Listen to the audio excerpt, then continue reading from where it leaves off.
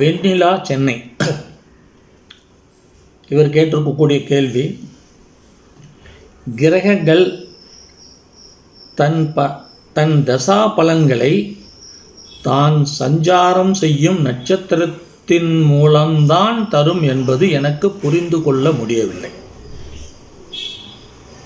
உதாரணமாக, திசாநாதன் சனியாக இருந்து சனி தனது பகை கிரகமான செவ்வாயின் அவிட்டம் சாரத்தில் பயணிக்கும் போது சனி திசா பலன்கள் எவ்வாறு அளிப்பார்? புத்தி, அந்தரம், சூட்சுமம், பிரணவம் அப்படின்னு ஒன்று எடுத்திருக்காரு. இது என்னன்னு தெரியல. என்ன இப்படி ஏதாவது ஒரு நிலை வரும்போது தான் வெளிப்படுமா, விளக்குங்கள் அப்படின்னு கேட்டிருக்காங்க. இதுக்கு விளக்கம் சொல்லணும்னா, அம்மா வெண்ணிலா, ஒரு ஜாதகத்தை கையில் வச்சுக்கிட்டு உங்களை பக்கத்தில் உட்கார வச்சுக்கிட்டு, புரியுதா, கரெக்டாக எடுத்து சொன்னால் உங்களுக்கு புரிஞ்சுக்குவீங்க நல்லா. பொதுவாக நாங்கள் சொல்லும் பொழுது நான் எவ்வளவு தான் விளக்கமாக சொன்னாலும் உங்களுக்கு புரிஞ்சுக்கிறது கஷ்டம்தான். ஏன்னா இன்னும் நீங்கள் அந்த இடத்துக்கு வரல. அந்த இடத்துக்கு வந்திருந்தீங்கன்னா, கிரகங்கள் தன் தசா பலன்களை தான் சஞ்சாரம் செய்யும் நட்சத்திரத்தின் மூலம்தான் தரும் என்பது எனக்கு புரிந்து கொள்ள முடியவில்லைன்னு சொல்ல மாட்டீங்க. ஏன் சொல்ல மாட்டீங்கன்னா,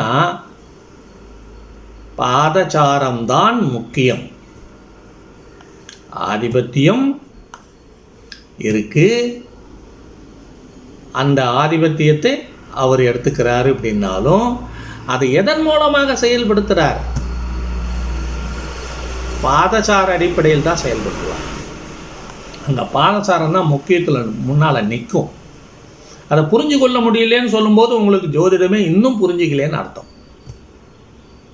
பாதசாரம் எதுக்கு கொடுத்துருக்குறான், ஏன் வந்திருக்குது தெரிஞ்சுக்கிட்டீங்களா? பாதசாரம்னா என்னன்னு தெரிஞ்சுக்கிட்டீங்களா? கிரகங்கள் அந்த நட்சத்திர பாதசாரத்தின் உள்ளே தான் சஞ்சரித்து அந்த சுற்றுப்பாதையை முடிக்க முடியும். 360 டிகிரி சுற்றுப்பாதையை 27 நட்சத்திரங்களின் பாதசாரங்களின் மூலமாகத்தான் சுற்றி முடிக்கும். அப்போ எந்த நட்சத்திரத்தினுடைய சாரத்தில் அவர் இருக்கிறாரோ அந்த நட்சத்திரம்தான் இவரை ஆளுமை செய்யும்.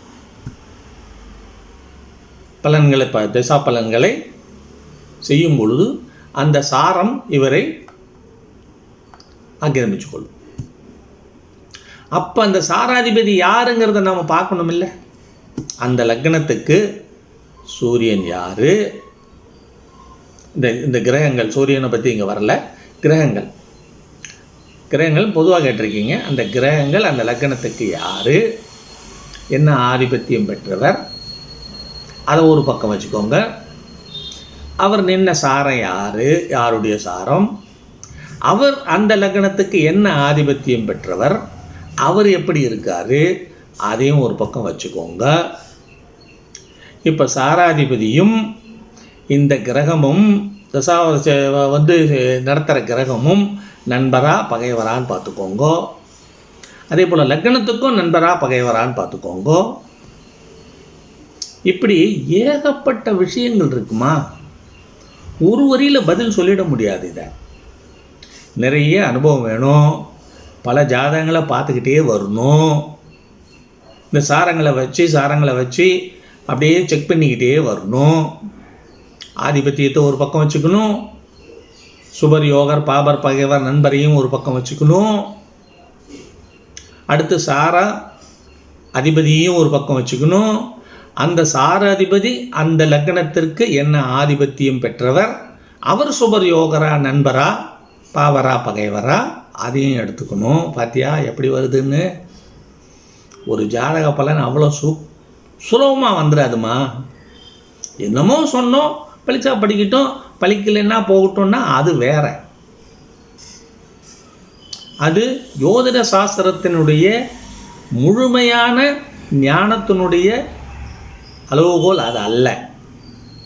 ஜோதிட சாஸ்திரத்தின் முழுமையான ஞானத்தினுடைய அளவுகோல் என்னன்னா, இப்படி பிரித்து கொண்டு வரணும். கொண்டு வரும்போது என்ன ஆகும்னா ஒன்றோட ஒன்று லிங்க் ஆகும், இணையும். ஒன்றோட ஒன்று இணையும் பொழுது உங்களுக்கு பலன் தெளிவாக புரிய ஆரம்பிச்சிடும். இதுக்கு டக்குன்னு எடுத்த உடனே நம்ம இப்போ ஆரம்ப ஸ்டேஜில் இருக்கிறோம், புத்தகங்களை படிச்சுக்கிட்டு இருக்கிறோம், இந்த மாதிரி நாங்கள் சொல்கிற மாதிரி ஆளுங்கள் இதெல்லாம் கேட்குறோம்னாக்க உங்களுக்கு குழப்பம்தான் மெஞ்சும், சட்டுன்னு புரிஞ்சிக்க முடியாது. ஏன்னா என்ன தான் நாங்கள் சொன்னாலும் சரி, நீங்கள் புத்தகத்தை படிச்சிங்கனாலும் சரி, உங்களுடைய அனுபவத்தில் நீங்கள் ஆய்வு பண்ணும் பொழுது தான் அதை புரிஞ்சிக்க முடியும். நல்லா எல்லாருமே தெரிஞ்சுக்கோங்க இதை. அவங்கவங்களும் ஆய்வு செய்யணும். எப்படி நமக்கு பசி எடுத்தால் நாம் தான் சாப்பிட்ணுமே தவிர வேற ஒருத்தர் சாப்பிட்டா நம்ம வயிறு ரொம்பாது. அதே போல் நாம் ஆய்வு செய்யணும். நமக்கு பலன்கள் சொல்கிறதுக்கு தெரிஞ்சுக்கணுன்னா ஒரு நல்ல ஜாதகங்களை எடுத்து வச்சு எல்லாத்தையும் ஆய்வு பண்ணணும். நான் சொன்ன மாதிரி எல்லாம் ஒரு லிஸ்ட் எடுத்து வச்சுக்கிட்டு ஆய்வு பண்ணிங்கன்னா அனுபவத்தில் தானே வந்துடுது. புரியலேன்னு சொல்லும் பொழுதே நீங்கள் இன்னும் அந்த இடத்துக்கு வரலன்னு அர்த்தம். அந்த இடத்துக்கு வந்திருந்தீங்கன்னா, சாரத்தை பற்றிய ஒரு முக்கியத்துவத்துக்கு நீங்கள் வந்திருந்தீங்கன்னா உங்களுக்கு புரியாமல் போகிறதுக்கு அர்த்தமே இல்லை. புரியாமல் போகாது, புரியும். ஆனால் புரியலேன்னு சொல்லும்போது சாரத்துக்கு நீங்கள் முக்கியத்துவம் தரலை. சாரத்துக்கு முக்கியத்துவம் வேணும். சாரம்னா என்னன்னு நான் பல தடவை சொல்லியிருக்கேன். சாரத்தின் மேல்தான் ஏறி சென்று பலன்களை அடைய முடியும். ஆகையினால் பாதசாரம் என்பது முக்கியம்.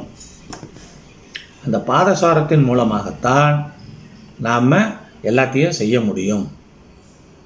அப்போ திசாநாதன் சனியாக இருந்து தனது பகை கிரகமான செவ்வாயின் அவிட்டம் சாரத்தில் பயணிக்கும் போது சனி திசா பலன்களை எவ்வாறு அளிப்பார்? அந்த சனி அந்த லக்னத்திற்கு யாருன்னு பாரு.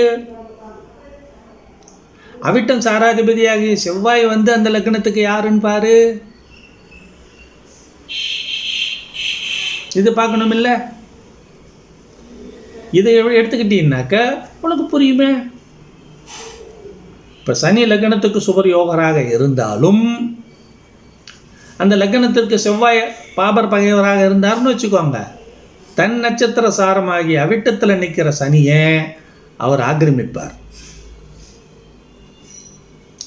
நான் சாராதிபதி, நான் சொல்கிற மாதிரி தான் நீ போகணும் அப்படின்னு அதிகாரப்படுத்துவார். என்னதான் ஆட்சியாக இருக்கட்டும், சனி ஆட்சியாக இருக்கட்டும், உச்சமாக இருக்கட்டும். ஆனால் இப்போ அவிட்டத்தில் இருக்கும்போது உச்சமாக இருக்க முடியாது, ஆட்சியாக தான் இருக்க முடியும். ஆட்சியாக இருந்தாலும் மகரம் கும்பத்தில் தான் அவிட்டம் வரும், ஆட்சியாக இருப்பார்.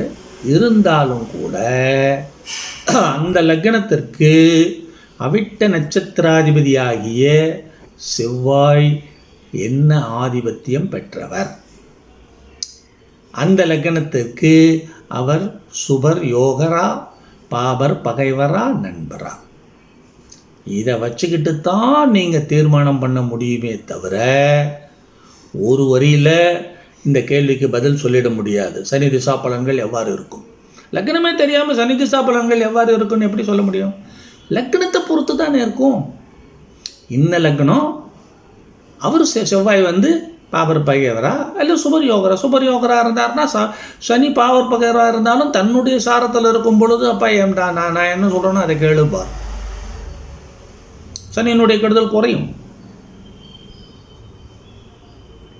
சனி அந்த லக்னத்துக்கு பாபர் பகைவராக இருந்து அவிட்டம் சாரத்தில் இருந்து ஆட்சி பெற்று இருந்தாலும் சாராதிபதியாகிய செவ்வாய் அந்த லக்னத்திற்கு சுபர் யோகராக நண்பராக இருந்தால் சனியை கட்டுப்படுத்துகிற சக்தி சாராதிபதிக்கு உண்டு, இருக்கு, நிச்சயமாக இருக்குது.